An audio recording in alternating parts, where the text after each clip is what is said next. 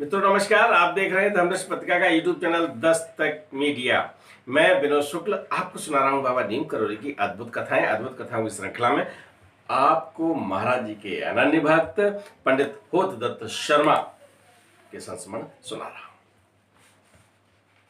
शर्मा जी वृंदावन आश्रम में हैं और वहां की व्यवस्था में एक अनन्य महाराज जी के भक्त शर्मा जी के साथी गुरुदत्त शर्मा है ना।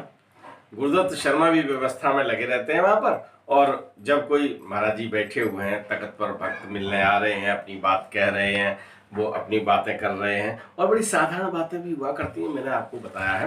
तो एक दिन क्या हुआ कि गुरुदत्त शर्मा को समाधि लग गई। समाधि मालूम कैसे लगते हैं?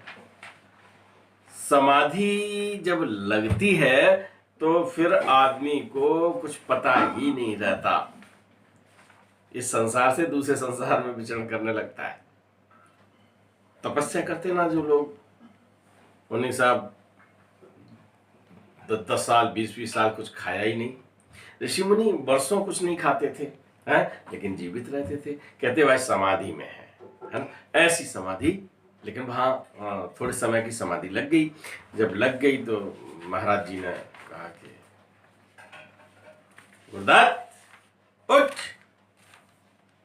और गुरुदत्त को वही नहीं, आप गुरुदत्त का फोटो देख लीजिएगा, ये गुरुदत्त जी का फोटो है और इन्हीं की समाधि लगी थी। दूसरी तरफ शर्मा जी की भी दिखा दीजिए भाई।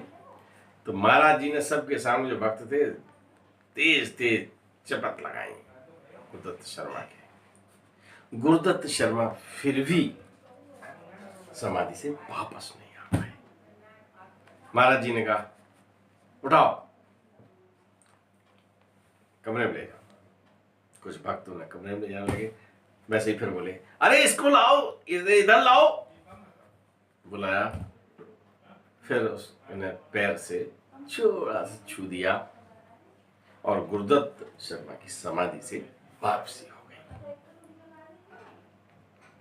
कहने का मतलब ये है कि अगर तप में समाधि लगती है, बहुत से लोग तो वहां करते थे जाके समाधि लगाने का प्रयास, लेकिन नहीं लगती थी।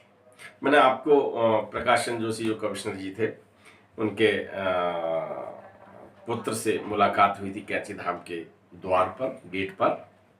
उनसे भी सुनवाया था, उन्होंने भी बताया था, और उनकी भी कई बार महाराज जी ने ऐसे ही करके समाधि लगा दी थी।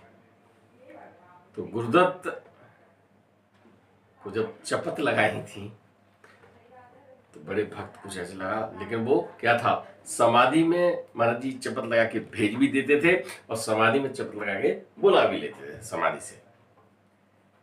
तो वृंदावन धाम की बड़ी यादों को पंडित होतदत्त शर्मा अपने बच्चों से शेयर किया है, और उनके पुत्र संजीव शर्मा ने दस्तक मीडिया के लिए शेयर किया है। थोड़ा सा अंश उन्हीं की आवाज में आप सुनिए। होता था। हाँ, मैंने अपनी आंखों के सामने देखा है जी कि जी गुरुदत्त शर्मा जी बैठे हुए थे, जी और मुझे शायद दूसरे ही दिन हुआ था आश्रम में जाके, तो बहुत जी सारे बैठे थे। जी तो बैठे बैठे गुरुदत्त जी पहले सामान्य ढंग से बैठे थे, वो आलती पालती मार के बैठ गए जैसे योगी बैठते हैं, जी। और वो समाधि में चले गए अच्छा। और सारे लोग स्तब्ध। जी।